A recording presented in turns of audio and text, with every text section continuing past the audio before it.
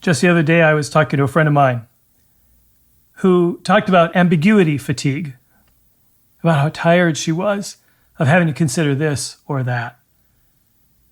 Our conversation eventually went into anxiety and how many of our congregants in her congregation and in mine we've had conversations with where anxiety really was the topic. In times like these, we wonder how much we can take. We wonder just exactly how durable we can be. There is risk, there is fragility, we wonder.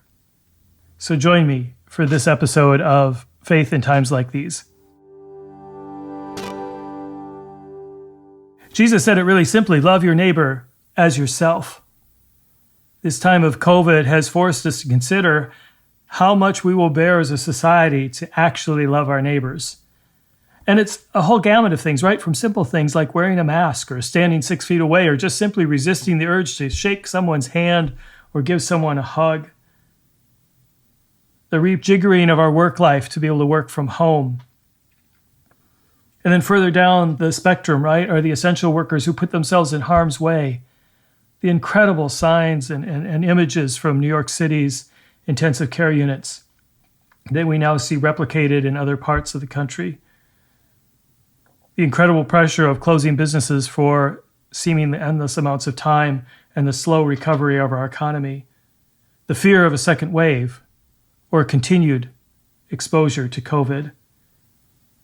How much cost will we bear to protect the most vulnerable in our society is an everyday question. And what is it going to mean for you or for me is also an everyday question. And then came the murder of George Floyd, the discomfort of admitting that racism still runs deep, the opening of ourselves to the question, how do I participate in racism and how do I move from kind of a benign indifference to an active posture of anti-racism? And opening ourselves to the questions, how do we become a more just community for all people? In times like these, our faith is pressed. We wonder exactly just how strong it might be. How strong we will be when we live out as fully as we can Jesus' simple command to love your neighbor as yourself. How much discomfort am I willing to bear? How much cost am I willing to bear? I will remind you of this, that the first century Christians who faced persecution, who were marginalized, who were almost invisible people, they wrote, love believes all things, bears all things, hopes all things, endures all things, and love never ends.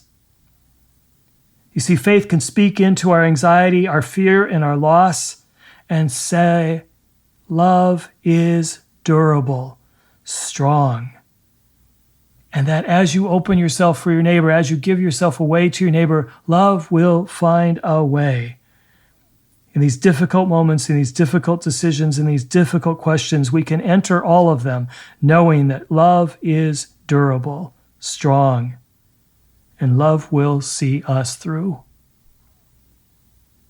Thank you, brothers and sisters in Christ. May you always be curious to test, to find out that your love bears all things, believes all things, endures all things, hopes all things, and love never ends.